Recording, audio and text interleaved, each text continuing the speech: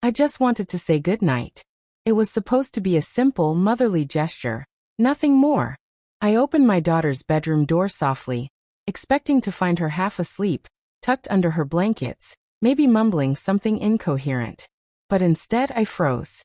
It wasn't my daughter lying there. It was her childhood friend Noah. He sat at the edge of the bed, his gaze meeting mine with a look that was steady, unreadable, almost challenging. For a moment, the air grew heavier. The room felt too small, and the silence roared between us. I knew I should have turned away, said something casual, broken whatever strange current had sparked between us. But I stood there, heartbeat thundering, caught in a feeling I had no words for, a feeling I wasn't expecting and wasn't sure how to name. I couldn't move at first. His presence caught me so off guard that my mind struggled to catch up with what my eyes were seeing. Noah had always been that clumsy teenager tagging along after soccer practice, raiding our fridge for snacks, laughing too loudly at corny jokes. But now, in the soft glow of the bedside lamp, he looked different. Taller. More sure of himself. His features sharper. He carried a kind of quiet confidence that stole my breath. I stumbled over an apology, my voice barely above a whisper. But he only smiled, soft calm, as if he understood the confusion flickering inside me. I was just making sure she's comfortable, he said, motioning to my sleeping daughter under the blankets. Right, I murmured, still unsure why I hadn't already left the room. I stepped forward almost automatically, pulling the spare blanket over her shoulders. As I did, I could feel Noah watching me. It wasn't invasive, it was something else entirely. Gentle, respectful, but unsettling in its intensity. I lingered a little too long, smoothing the edge of the comforter, needing an excuse to stay turned away. When I finally dared to glance over my shoulder, Noah was still sitting there, still quietly watching. His hands were resting between his knees, his expression unreadable but calm. Long day? I asked, trying to shake off the strange tension. My voice felt thinner than usual, embarrassingly breathless. Yeah, he said with a small chuckle. But this is nice. I blinked, a little confused. What is? Being here. With you. My heart skipped. I told myself he didn't mean it the way it sounded. He was just being polite. Thankful. I'd been there for him through the years, and this was probably his awkward way of saying thanks. I gathered a pillow and moved to the closet, pretending to need something. Anything to distract myself. I heard the mattress creak as he shifted, and every nerve in my body tensed. You always made this place feel like home, he said, closer now. His voice was warm and sincere, brushing against the back of my neck like a summer breeze. I swallowed hard, emotions bubbling up from places I hadn't visited in a long time. I turned and laughed softly. That's what moms do. His smile was kind, but it held something more. Something real. Not everyone's lucky enough to have someone like you, he said, his tone filled with something close to reverence. I looked at him, really looked, and for a second I didn't see the boy who used to sit cross-legged on my kitchen floor. I saw the young man he'd become. Someone honest. Someone kind. Someone looking at me with the kind of respect and gratitude that felt dangerous. I brushed past him, murmuring a quiet goodnight, needing space. But as I reached the door, his hand lightly grazed my wrist. Just a touch, barely there, but enough to stop me in my tracks. I looked at him, ready to remind him that there were lines we couldn't cross. But when I saw his face, saw the softness in his eyes, the care, the caution, I couldn't speak. The world outside the room seemed to disappear. I pulled my hand away gently, not out of anger, but fear. Not of him, but of myself. Good night, Noah, I whispered. He nodded and stepped back, letting me go. Even as the door clicked shut between us, I could still feel the weight of his eyes. The next morning, I moved through the house like nothing had happened. I brewed coffee, straightened cushions, focused on the noise of routine. But something in me had shifted.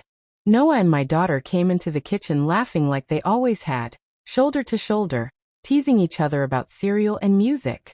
It was easy to pretend, but every time I looked at him, I remembered the quiet moment we had shared. Later that night, when my daughter went to a friend's house for a sleepover, I finally allowed myself to breathe. I curled up on the couch with a book, determined to lose myself in fiction. But my thoughts kept wandering. So when I heard footsteps behind me, I jumped. It was Noah. He stood awkwardly at the edge of the room, rubbing the back of his neck. "Sorry," he said. "I didn't mean to startle you." "It's okay," I replied, closing the book. "I was just distracted." He sat at the far end of the couch. The distance was safe, appropriate. But the room once again filled with a quiet hum, as though it remembered the night before too. We made small talk, about school, about summer plans, about my daughter's new obsession with making smoothies, but it all felt like a flimsy curtain over something deeper. Finally, he fell silent. "Can I ask you something?" he said. I nodded. "Last night, did I make you uncomfortable?" I wanted to say no right away, but the truth caught in my throat. I looked at him and saw not only the young man he was becoming, but the same boy who had once shyly asked me to check his spelling homework. "No," I said softly. "You didn't." He let out a long breath.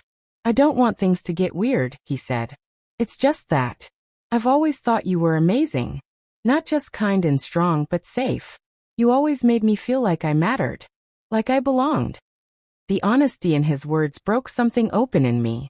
I wanted to explain that it wasn't appropriate, that he was still figuring himself out, that I had spent so many years putting myself second, and couldn't quite remember how to feel things just for me.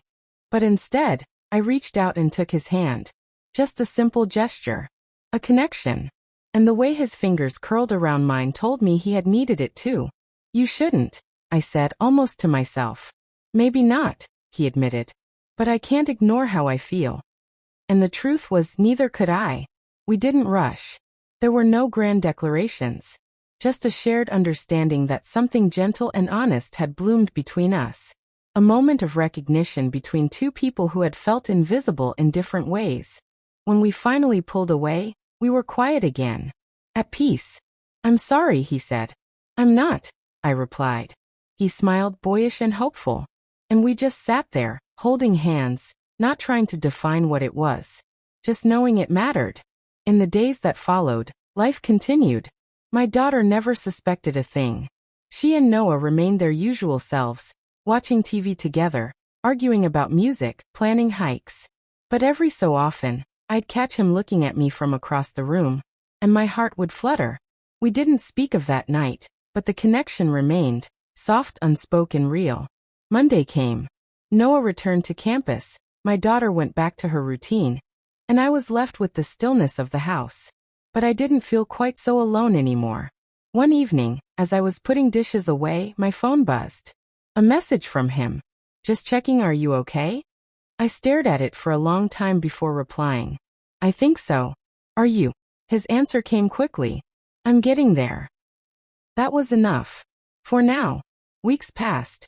We texted now and then. Nothing overly emotional, nothing heavy. Just small conversations, shared songs, pictures of the sky.